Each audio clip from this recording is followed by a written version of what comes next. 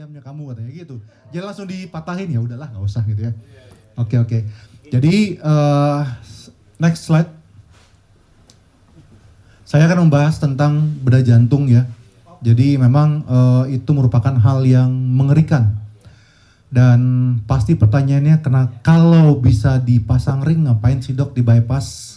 Karena pasti yang terbayang adalah sayatan besar 15 cm sampai 20 cm dari leher sampai ke ulu hati. Betul kan? Oke. Sebelum lebih jauh, ini kredensial saya adalah dokter bedah toraks, kardiak, dan vaskular yang saat ini bekerja di Rumah Sakit Mitra Keluarga Kelapa Gading. Kemudian saya baru kemarin tahun lalu belajar lagi untuk bedah jantung minimal invasif ke Thailand. Kok nggak keren dok, kok ke Thailand, ke negara dunia ketiga, bukan ke Jepang, bukan ke Eropa. Saya udah pergi ke Jepang, ke Eropa itu tidak dikasih operasi. Jadi asisten kedua pun syukur. Ya, jadi kita belajar itu pasti ke India, ke China, ke Thailand, negara dunia ketiga. Karena kita bisa operasi pasiennya. Ya mungkin agak lebih longgar syarat dan ketentuannya di mereka. Jadi banyak dari teman-teman kita yang belajarnya ke negara dunia ketiga dan untungnya saya bisa mengerjakan ya. Oke, jadi sawadikap. Tapi di sana saya dikasih tugas sama saya dikasih tugas sama guru saya untuk ngajarin perawat-perawatnya bahasa Inggris. Jadi tidak pernah ngomong bahasa Thailand. Gitu. Asli. Kebetulan di tempat saya tuh enggak ada yang aneh. Oke, next slide. Jadi pada umumnya saya bedah toraks, kardiak, dan vaskular dan sudah sering saya sampaikan bahwa dahulu saya terkenal sebagai tukang pembuluh darah yang mengatasi keluhan varises. Terus orang diabetes, kenapa orang diabetes kakinya tidak sembuh-sembuh? Karena suplai darah arterinya berkurang karena penyumbatan. Bayangkan kalau selangnya tersumbat, ya, maka debit air yang mengalir di selang tersebut berkurang. Sama dengan arteri, kalau di orang diabetes, arterinya tersumbat. Sehingga debit darah yang mengalir ke arteri juga berkurang. Kalau debit darahnya berkurang, maka penyembuhan luka terganggu. Akhirnya kakinya diamputasi.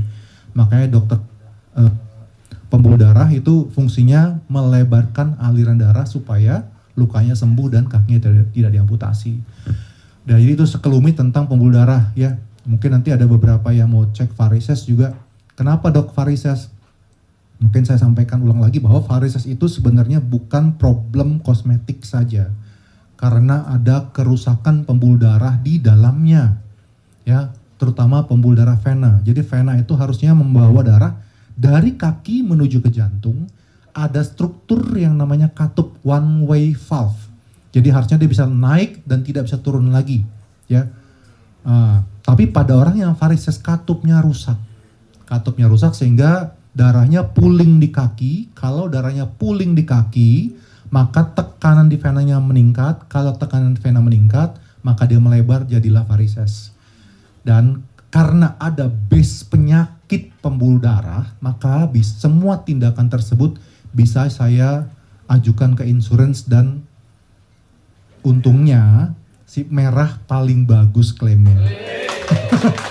Ya, Prudential itu sangat happy saya kalau menangani pasiennya. Kenapa? Karena saya bisa pakai glue. Jadi untuk mengobati varises itu ada dua teknologi, yang thermal dan non thermal. Yang thermal itu jauh lebih murah pembiayaannya. Tapi efek sampingnya karena dia menggunakan energi panas, pembuluh darah penyebab varisesnya dibakar, maka akan ada efek samping, kadang lebih nyeri. Nah, sekarang saya bisa pakai glue dan saat ini yang paling gampang klaimnya cuman Prudential. Saya tutup pembuluh darah penyebab varisesnya, maka aliran darah akan lebih lancar masuk ke pembuluh darah yang sehat sehingga dia naik menuju ke jantung. Dan karena dalam masalah pembuluh darah, orangnya juga harus gaya hidupnya harus berubah, harus aktif bergerak, olahraga untuk meningkatkan aliran darahnya, sirkulasinya lebih lancar ya. Jadi itulah kenapa varises juga merupakan suatu penyakit yang bisa dibantu untuk ditolong, karena keluhannya paling utama adalah pegelnya minta ampun. Setiap sore itu minta dipijet lah, kakinya dinaikin ke tembok supaya lebih lega ya. Karena awalnya memang aliran darah tidak lancar gitu ya. Oke. Jadi itulah yang dulu saya gembar-gemborkan ya. Saat ini saya mencoba men-sharingkan sesuatu. Yes. Next slide. Jadi sebelum lebih lanjut, ini adalah pembuluh darah. Dasar penyakit jantung koroner adalah ini. Arteri ya terjadi penyumbatan atau kerusakan di dinding pembuluh darahnya. Terjadi penyempitan ya. Karena penyempitan maka debit darah yang mengalir ke organ akan berkurang. Dan penyebab utamanya paling jahat adalah gula, pertama, yang kedua hipertensi, kemudian dan yang lain-lainnya seperti asap rokok dan lain-lain ya. Nah, yang jadi problem ini arteri ada di seluruh tubuh. Jadi kalau seseorang gulanya tidak terkontrol dan dibiarkan misalnya 300, 400 sampai 600 paling cepat 3 tahun biasanya ini terjadi kerusakan yang hebat. Dan karena dia rusaknya di arteri dan arteri ada di seluruh tubuh, maka tergantung Tuhan mau kasih dia sakit apa. Kalau dia di otak dia jadi stroke. Di mata dia buta, di jantung penyakit jantung koroner, di ginjal dia cuci darah, di kaki kakinya buntung. Itu adalah kerusakan arteri. Ya. Makanya orang yang sakit gula, yang darah tinggi tidak boleh lengah untuk mengontrolnya. Gulanya harus terkontrol di bawah 200, HbA1c-nya kalau bisa di bawah 6 ya. Jadi kalau tidak, karena banyak sekali pasien saya yang sombong. Maksud sombong begini, dok, gula saya 600 dan saya baik-baik saja. Itu saya edukasi, Pak, tunggu ya, atau Bu, tunggu ya, 3 tahun lagi pasti ke saya. Pasti saya bilang. Entah dia cuci darah, ya kalau cuci darah saya bikin Simino, pasang CDL untuk cuci darah ya, pasti. Atau penyakit jantung koroner, saya bypass. Atau kakinya buntung, saya kerjakan di kamar kateterisasi. Jadi, ya kalau dia stroke ya ke istri saya ya. Kebetulan istri saya dokter neurologi ya, ingat ya. Oke. Nyambung dong. Sambil jual jabul istri. Jadi kan masuk ke poket kanan, poket kiri ya. Oke, next slide. Ya. Mitra Bekasi Barat. Iya. Oke. Ambon dia, Ambon. Ambon manis banget. Ya. Jadi bypass koroner adalah saya memberikan aliran darah baru untuk melewati pembuluh darah yang tersumbat. Ya. Jadi jantungnya tetap di sana, jantungnya tidak saya keluarkan waktu operasi. Saya buatkan aliran darah baru supaya yang tadi debit darah yang mengalir ke jantung yang tadinya berkurang itu mendapatkan aliran darah yang cukup baik lagi. Tujuannya adalah untuk memulihkan fungsi pompa jantung. Karena kalau dia dibiarkan terus-menerus dalam kekurangan darah, pasti akan tambah jelek fungsinya. Yang tadinya bisa lari 10 km 1 jam, akan turun. Jadi 2 jam, 3 jam, makin jelek fungsi pompa jantungnya. Dan kebetulan kemarin saya mengoperasi teman saya, ahli bedah, ya, bedah urologi, saya bypass. Dia tidak ada keluhan yang khas, hanya berdebar-debar. Pas lagi operasi, selesai operasi, tiba-tiba berdebar-debar ke IGD, masuk ICU, dirawat, dikateterisasi, koronernya rusak. Akhirnya saya bypass dan hari ini dia kembali praktek lagi. Kurang dari 3 minggu setelah di bypass. Ya. Oke, jadi memang jahat sekali ya kalau kerusakan koroner. Dan untungnya dia bisa dipulihkan cepat. Yang tadinya pompa jantungnya tinggal 20-an%. Ya, yes, dia ada keturunan dan hipertensi, ya. Jadi sekarang tidak merokok, sama sekali tidak merokok. Oke, next slide. Oke, next slide. Nah ini, graf itu adalah pembuluh darah yang saya ambil untuk saya pindahkan ke jantung. paling sering dari kaki dan dari bawah dinding dada. Tapi pada beberapa pasien yang khususnya pasien yang muda, yang masih mempunyai harapan untuk berproduktivitas sangat tinggi, saya mengambil dari tangan dan kadang-kadang dari lambung juga untuk mengambil pembuluh darah arteri. Karena arteri itu secara penelitian potensinya atau daya tahannya untuk mengalirkan darah ke koroner jauh lebih lama ketimbang kalau dia vena. Ya, tapi pada pasien yang sudah jelek, bukan jelek orangnya ya, kok pompanya nggak bagus, usia sudah tua, saya harus quick in, quick out. Jadi operasi secepatnya biar cepat selesai.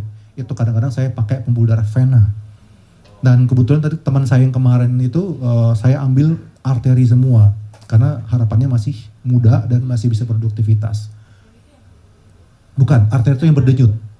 Nah, gitu ya, itu adalah arteri. Jadi ini bahan yang saya ambil untuk membypass pembuluh darah koroner. Next slide.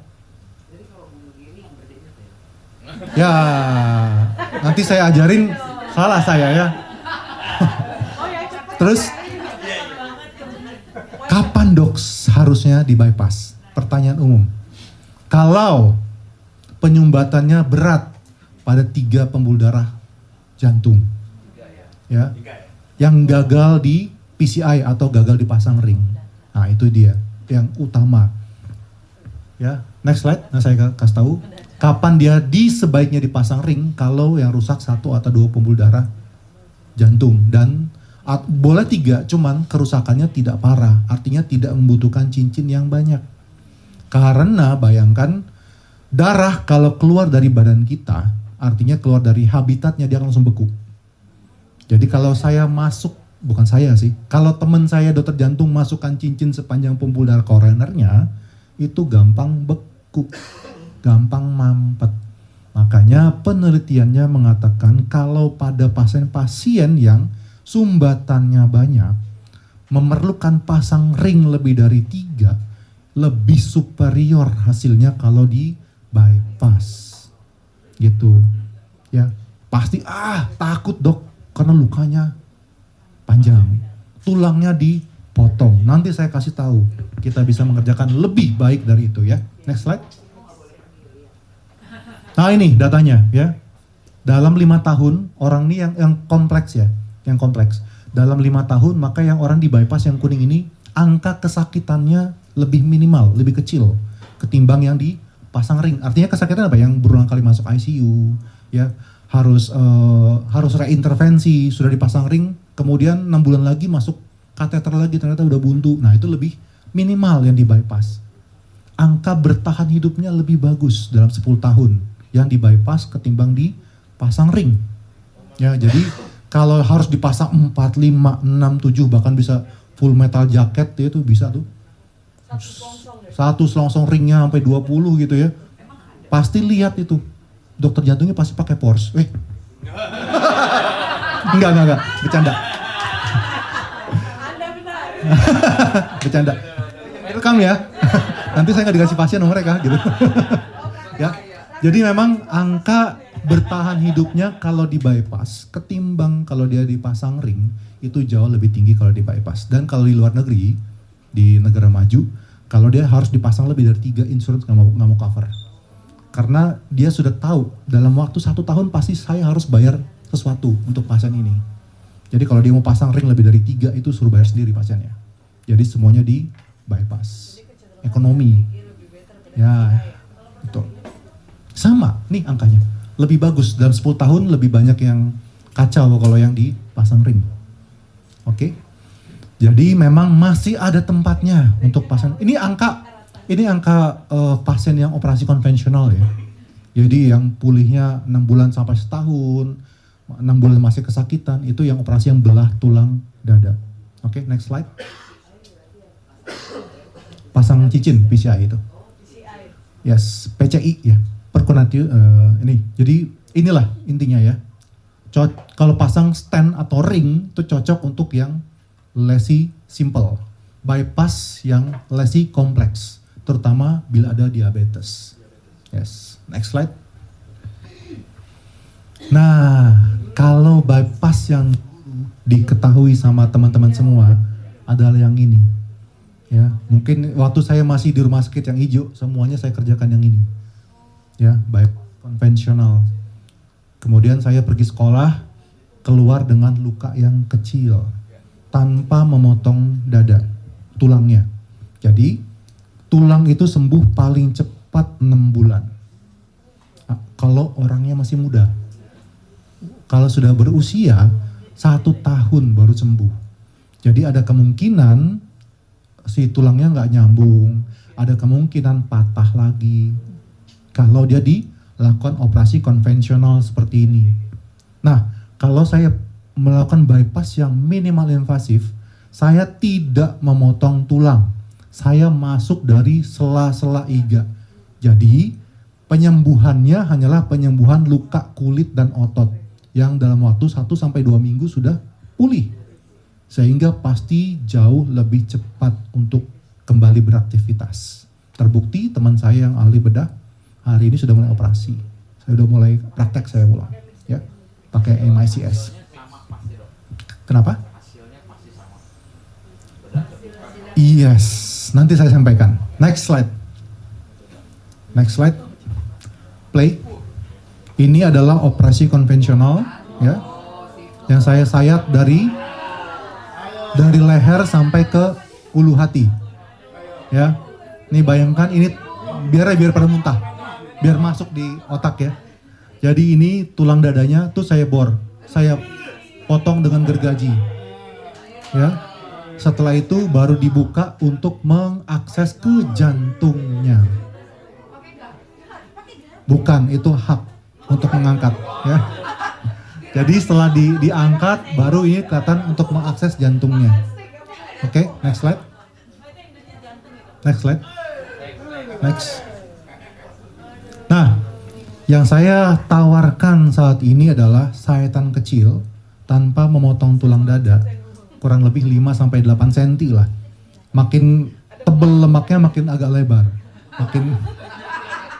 Makin tipis lemaknya makin kecil karena betul. Ya. Jadi karena tidak ada tulang yang dipotong, maka pasca operasi dia akan jauh lebih cepat pulih. Nyeri lebih ringan, ya. Infeksi lebih rendah. Karena pada orang yang diabetes, saya potong tulang dadanya, kadang-kadang lukanya nggak sembuh-sembuh. Diabetes, ya. Lukanya terlalu besar. Oke, next slide. Dan hampir tidak ada pembatasan kapan harus bisa di bypass dengan minimal invasif. Coba di play.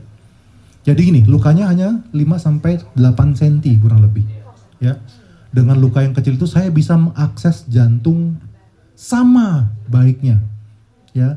Jadi kata kuncinya adalah walaupun lukanya kecil, ya, tapi yang saya capai sama baiknya hasilnya dengan yang operasi luas. Oke, tuh. Hanya segede itu saja. Ini sudah. Yang bikin muntah saya. Ya. Jadi walaupun lukanya kecil, tapi tetap semua pembuluh darah koronernya bisa di bypass. Next slide. Next slide. Nah. Ya, jadi dok, apa bedanya bypass di sini dengan bypass di negara sebelah? Negara sebelah, yang Malaysia dan teman-teman, ya. Mereka masih operasi dengan menggunakan mesin. Kok tahu dok? Karena teman-teman saya semua yang operasi di sana. Ya, kita satu lingkup sering ketemu kongres, ketemu udah gimana? Oh, mesin jantung, ya. Jadi jantungnya dipindahin ke mesin. Bukan. Jadi gini, operasi jantung itu ada khususnya ada 2. Yang jantungnya berdenyut sama yang jantungnya di stop. Ya. Kalau jantungnya di stop, dokter bedahnya nyaman sekali kerjanya. Tapi nah ini yang mau sampaikan. Jadi karena dia menggunakan mesin, darahnya dikeluarkan, dimasukkan ke mesin, dikasih oksigen, dicuci, dihangatkan, dipompa balik ke badan. Nah, karena darahnya keluar dari tubuh, muncullah mediator radang yang cukup tinggi. Sehingga bisa terjadi kerusakan sel. Muncul rasa radang. Kembali ke pernyataan saya di awal, bahwa ini adalah penyakit arteri, ya. Semua arterinya kemungkinan besar sangat rusak, sehingga kalau dia pakai mesin, kemungkinan stroke cukup tinggi. Kemungkinan cuci darah cukup tinggi. Karena darahnya dikeluarkan, ada mediator radang yang muncul, dan pembuluh darah arterinya sudah nyumbat semua. Itu kata kuncinya. Makanya saya dan kami di Rumah Sakit Mitra Keluarga Kelapa Gading, operasinya jantungnya berdenyut. Tidak dikeluarkan darahnya. Mitra Keluarga Kelapa Gading. Bukan yang hijau lagi ya. Nah. Takut ketuker ya dok ya. Ya, next slide. Oke, kalau zaman dulu memang terkenal dengan mid cap. Karena sampai dengan kurang lebih 3 tahun yang lalu, hanya satu pembuluh darah yang bisa di-bypass. Saat ini saya bahkan bisa membypass 4-5 pembuluh darah koroner dengan teknik minimal invasif. Sehingga menjawab pertanyaan Bapak tadi, bahwa yang saya kerjakan dengan sayatan kecil, hasilnya sama baik dengan yang sayatan besar. Karena saya bisa membypass semua pembuluh darah koronernya, dan jantungnya tetap berdenyut, tidak menggunakan mesin, sehingga resiko untuk stroke, resiko untuk cuci darah jauh lebih kecil. Dan operasi ini saya bisa kerjakan pada orang yang fungsi pompa jantungnya sudah jelek. Bahkan soalnya pada beberapa teman dan guru saya masih melawan klaim ini. Karena untuk pompa jantung di bawah 40 mereka tidak berani. Ya. Kami udah sering mengerjakan yang 20-an%. Tentunya akan dipasang dulu alat bantu khusus, alat bantu pompa jantung. Namanya IABP untuk menjamin kestabilan dari pompa jantungnya. Sehingga berapapun pompa jantungnya hampir semuanya bisa kita kerjakan saat ini, ya. Dan semuanya alat itu punya rumah sakit sendiri, bukan sewa. Ya. Bukan KSO. Oke. Enggak. Enggak. Bahkan di harapan kita sendiri mereka harus bayar, nggak bisa pakai BPJS. Kalian nambah dok dengan brand sebelah yang warna biru, tindakannya harus si ABG. Dia nggak bisa minimal invasif. Serius? Iya. Wih, tepuk tangan. Tadi yang biru. Jadi dokter nggak bisa main-main ke sana, harus main di sini. Oke. Siap. Next slide. Oh, di bypass. Next slide. Di biru nggak bisa. Harus kan kata-katanya harus dengan tindakan si ABG. Saya udah kemarin nasabah gagal klaim itu. Ya. Ini yang zaman dulu ya. Yang mid cap sama minimal invasif ya. Yang saya kerjakan, saya bisa membypass seluruh pembuluh darah koronernya dengan kompleksitas yang tinggi. Ya. Kalau zaman dulu bahkan beberapa guru saya masih mengerjakan cuma satu pembuluh darah saja. Itu harus dari situ dok, nggak bisa di samping gitu. Dari samping memang, dari bawah. Samping sini. Ya. Next slide. Nah, ada yang pernah dengar kata eras? Orang yang melahirkan tapi nggak kesakitan. Betul? Ya, karena dokter anestesinya mengerjakan sesuatu supaya waktu itu bayi lewat dia nggak sakit. Teknik yang sama oleh dokter anestesi saya itu sudah dikerjakan untuk operasi jantung. Yang nanti saya kasih lihat buktinya. Ya, jadi sebelum operasi beliau akan memblok saraf-saraf nyeri. Ya, sehingga yang tadinya keluar operasi harus masuk ke ventilator, bernafas dengan ventilator 1 malam atau sampai besoknya, ini dicopot alat bantu nafasnya, dalam 2-3 jam bisa ngomong. Nanti saya kasih lihat buktinya ya. Next slide. Jadi saat rumah sakit, ya nggak enak juga, saat teman-teman saya yang lain mulai melakukan minimal invasif, kami sudah melangkah lebih jauh dengan ERAX ini, ya. Yang tadinya saya klaim bahwa dengan minimal invasif tanpa memotong tulang dada bisa pulih jauh lebih cepat, rasa nyerinya minimal, dengan ERAX akan jauh lebih cepat dengan nyeri yang jauh lebih minimal, ya. Dan di pasien-pasien saya melakukan teknik yang namanya pain management. Saya belajar dari istri saya, karena istri saya itu adalah neurologis ahli intervensi nyeri. Saya diajarin, kamu kerjakan ini dengan bahan ini untuk regeneratif jaringan jauh lebih cepat. Terbukti di pasien saya, dia lebih minimal lagi nyerinya. Jadi kalau ada yang sakit tenis elbow segala macam ke istri saya. Emang beda ya kalau dengan ATM ya. Yes. Oke. Jadi dengan ERAX ini ya, beda rumah saya. Iya nggak apa-apa. Kan kantong kanan, kantong kiri kan. Nah, cicilan. Ya, jadi keunggulannya dengan teknik ERAX ini, bahkan dia sering pulang hari ketiga sampai ke keempat pasca operasi jantung, bukan operasi appendix loh, ya. Terus resiko infeksi menurun, penggunaan opioid atau obat morfin untuk menahan nyeri jauh lebih minimal, ya. Yang pasti kualitas hidupnya akan lebih meningkat. Next slide.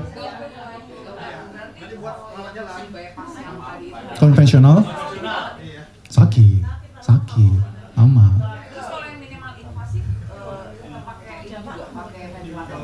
Nanti saya kasih lihat.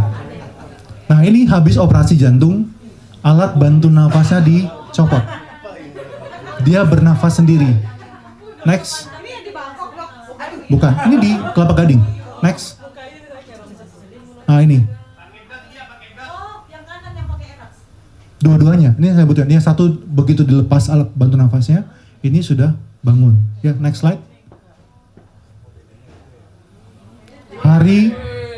Hari kedua, sekarang operasi, besoknya sudah jalan.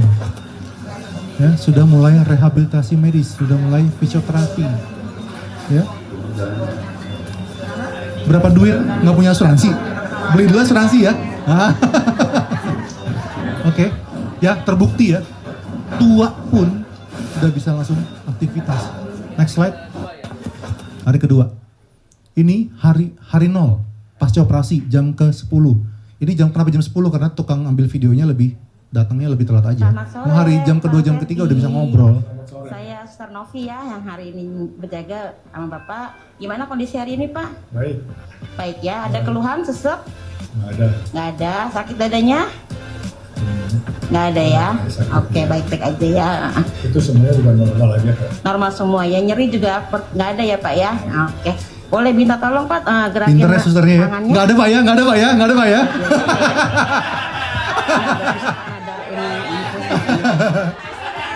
ini coba ada di sebelah sini. Oke, Hah? kakinya boleh digerakin. Bisa aktif bergerak.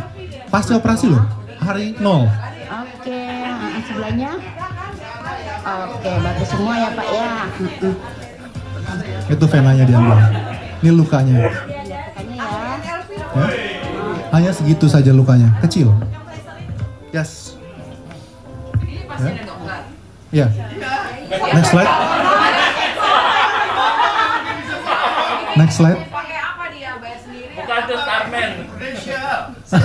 Oh, bisa aja. Bayar sendiri. Aduh, bayar sendiri. Jadi, kenapa harus bypass? Ya, pertama, kami di Rumah Sakit Mitra Kelapa Gading bisa mengerjakannya secara minimal invasif. Pertama, yang kedua dengan teknik ERAX, yang ketiga saya kerjakan juga terapi regeneratif yang diajarkan oleh istri saya. Sehingga pasca tindakan pulihnya jauh lebih cepat. Sehingga saya bisa berani ya membantah bahwa operasi jantung itu menyengsarakan orang. Karena orang kesakitan, tidak bisa bergerak pulih karena tulangnya dipotong ya. Saya bisa bantah semua. Saya bisa menolong pasien-pasien saya untuk pulih jauh lebih cepat. Kenapa? Seperti saya utarakan tadi, bila dipasang cincin terlalu banyak, kemungkinan efek sampingnya juga cukup ada. Ya, untungnya insurans di Indonesia nggak sekejam yang di luar. Mereka masih mau bayar, mau dipasang 10 pun cincinnya nggak masalah. Ya. Pricing aja. Dan yang sudah pasti dengan bypass, cost-nya jauh lebih minimal ketimbang pasang 4 atau 5 cincin. Ya. Tadi ya. Yes. Oh, enak banget emang tuh. Ya. Karena pertama, udah pernah dengar teknik ini? Nah, itu pertama, tidak banyak orang yang mengetahui. Yang kedua, kami di Rumah Sakit Mitra Keluarga Kelapa Gading yang kerjakan saya dan Dr. Wirya, itu di black campaign sama Malaysia. Karena sudah banyak yang operasi yang kita kerjakan di sini, pasien yang kesana berkurang. Mereka terakhir tuh bahkan Dr. Mita ngomong ke saya, "Dok, kalian di black campaign dikatakan bahwa kalian tidak punya kompetensi untuk melakukan bypass minimal invasif." Siapa?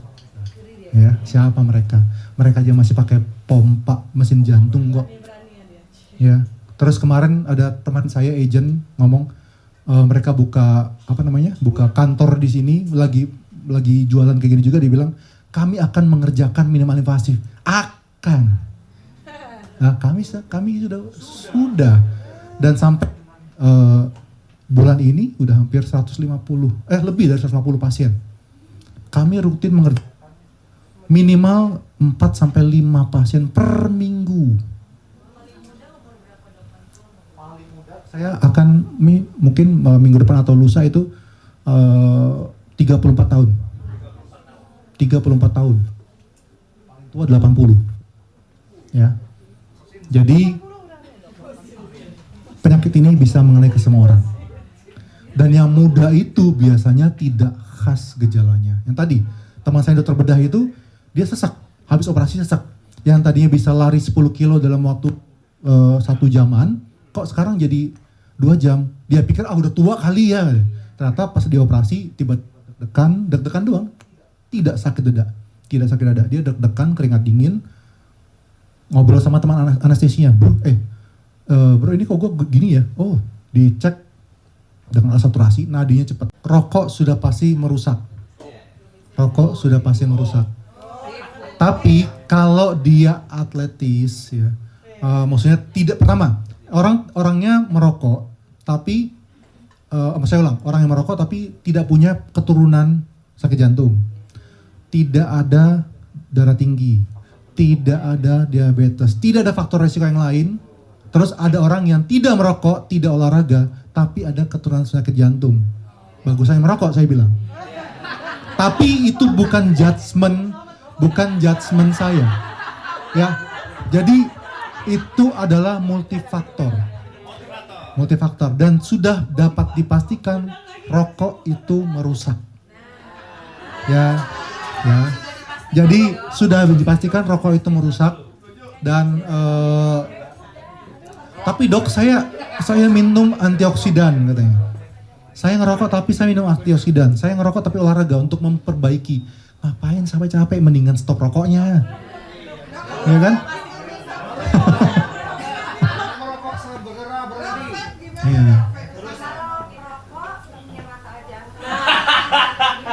Lebih cepat.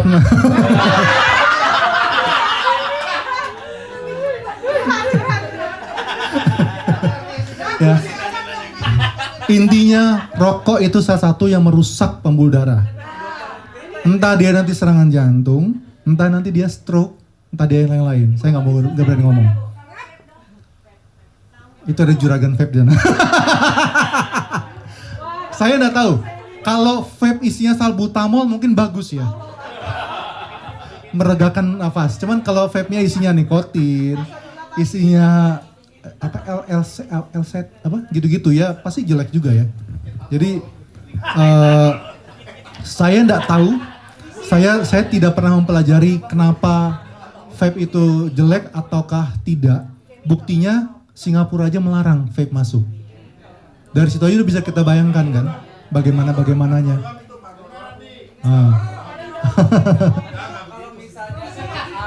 Dua-duanya itu ada keturunan apa-apa gitu, maksudnya dua-duanya itu sehat tapi kebetulan satu merokok tapi atletik. Oke, saya enggak terjebak. Saya nanti terjebak pasti pertanyaan. Inti, saya terjebak pasti. Karena banyak yang rekam. Nanti dijawab, oh katanya boleh gitu ya. Intinya ngerokok itu merusak. Terus itu yang pertama. Yang kedua, jangan pernah ngeledek orang yang hidup sehat, olahraga, semuanya terkontrol, serangan jantung. Karena di mata saya sendiri, orang yang hidupnya sehat, saya operasi 3 hari pulang. Orang yang tidak olahraga, merokok, dioperasi, mati di ICU. Ya, gitu ya, mati di ICU. Kenapa? Infeksi paru pertama, ya. Jadi semakin Anda sehat, semakin Anda hidupnya sehat, olahraga dan lain-lain, kalau terjadi sesuatu, pulihnya jauh lebih cepat. Ya, jadi karena saya pernah itu ngeliat, dia olahraga bagus ya, dijaga semua, sakit jantung kok. Terus saya balas, dia pulang hari keberapa operasi? Ya, gitu. Jadi itulah, karena saya pikir ya kalau nggak ada orang kayak gitu kan, saya nggak bisa bayar KPR nanti ya. Dok, Yes. nanya dok. Kenalkan nama saya Andi. Tadi sepakat tuh dengan pernyataan dokter kalau di bypass itu masih punya kesempatan untuk main cucu segala macam. Yes. Ingat presiden ketiga kita kan juga CABG. Oh iya. Iya Pak Habibie. Oh. Coba kalau waktu itu nggak CABG nggak jadi presiden dia. Oh iya. Keburu mati. Siap. Jadi presiden akhirnya kan? Ya. Enggak, bukan itu pertanyaan saya. Pertanyaan saya gini dok. Jadi tahun lalu itu teman saya kebetulan serangan jantung. Dia dalam kondisi diabetes parah. Jadi waktu itu sempat pasang ring, dicoba pasang ring segala macam sampai 3 kali nggak bisa.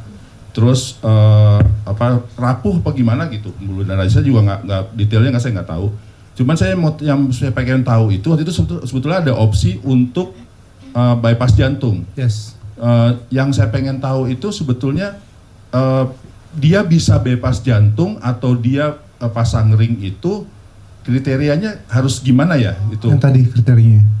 Itu yang pertama, yang kedua pasti orang nggak tahu bahwa minimal invasif itu pulihnya cepet kok. Pasca operasi juga sakitnya nggak segitunya kok. Makanya saya sharing ini supaya makin banyak yang tahu sehingga masih bisa menolong pasien-pasien yang seperti ini ya. Nah, memang bisa dokter jantung ngebor pada koroner rusak. Yes. Tapi kalau bornya macet harus operasi bypass emergency. Itu kemungkinan meninggalnya sangat tinggi. Pertama, dia sudah di loading obat pengencer darah yang super encer. Sehingga waktu saya sayat, saya nggak bisa minum invasif kalau dia macet begitu. Sayat buka luas sudah pasti perdarahan. Ya. Udah gitu pompa jantung, orang yang serangan jantung di utak-atik koroner pasti jauh lebih jelek. Ya makanya sangat besar kemungkinan orang yang gagal intervensi dikonsulkan untuk operasi hari itu juga jam itu juga meninggal. Ya itu sebenarnya saya keset aja sih daripada teman saya dokter jantung di SU kan, kenapa nggak disarankan untuk bypass ya saya bantu gitu.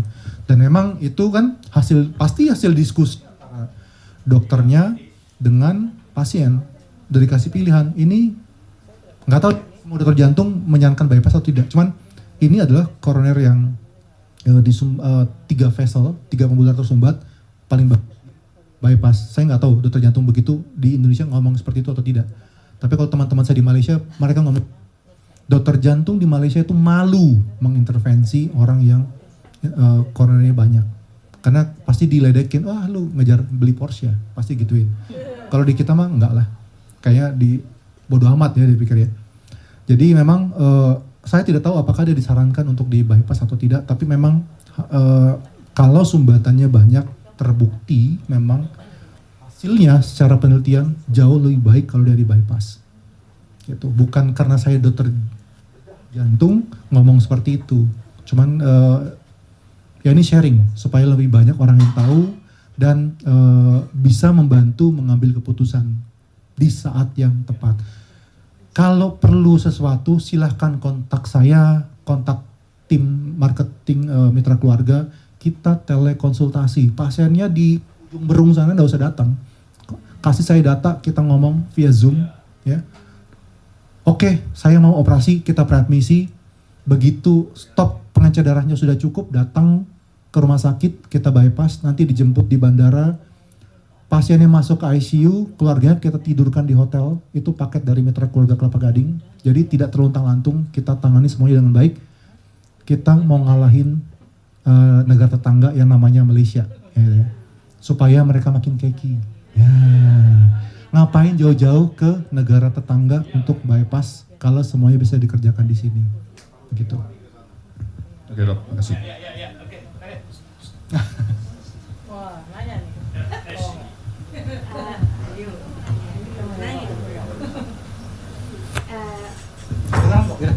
Pagi dok, nama saya Ayu. Ini pertanyaannya jangan diketawain ya. Oh, siap. Nih, jangan Tuh. Enggak, karena kalau gue nanya ini pasti ntar pikirannya pada aneh-aneh. Tapi ini pertanyaan yang salah satu nasabah saya juga lagi ngobrol-ngobrol kayak tercetus aja, dia juga ngomong seperti itu. Karena tadi ngomongin masalah teknik ERAX tadi, itu kan di cut-nya di sini ya. Jangan diketawain ya, ini pertanyaan bener nih. Kalau misalnya dia itu pernah melakukan operasi implan, breast implant, ya kan? Saya copot dulu sebentar. Enggak, itu dia enggak, karena itu akan mengganggu dia kan. Kalau bypass yang tengah itu kan dia tulangnya di ini kan. Kalau itu kan dia dari cut di situ karena breast implant itu juga masuknya dari situ. Betul. Menarik Itu kan, pertanyaannya. Waktu saya diketawain. lagi sekolah memang sayatannya sama, saya buka di situ. Kemudian implannya dikeluarin dulu. Entah dititip, entah dibuang, itu urusan belakangan ya. Ya, jadi memang dikeluarin dulu, kemudian baru kita operasi. Atau memang sebelum dia operasi bypass, di explant dulu. Karena kalau saya yang ngeluarin, pasti saya buang itu. Karena saya nggak ngerti cara handlingnya. Kalau dia pergi ke bedah plastik dulu, pasti dia punya teknik untuk preservasi implannya, gitu. Jadi sebaiknya di explant dulu, baru kita operasi.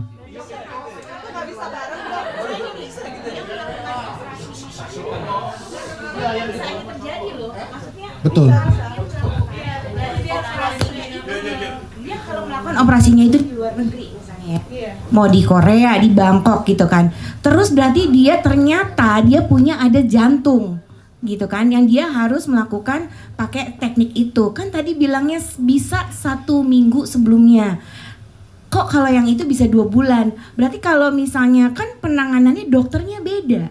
Ya kan, kalau dia sama dokter berarti dia harus mencari dokter bedah plastik dulu. Betul. Baru Jadi gini, ke dokter, biasanya gitu kan? waktu saya sekolah sih dia di explant dulu. Tapi kalau di kita kan kita ada punya plastic surgeon. Jadi sekali jalan.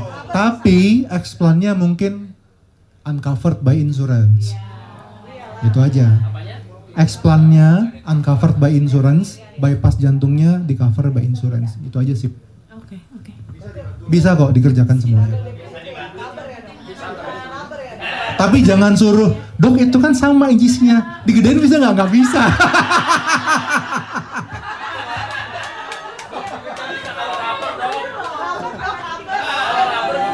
Oke, terima kasih semuanya. Kalau ada apa-apa, kontak saya di WhatsApp atau di Instagram. Terima kasih.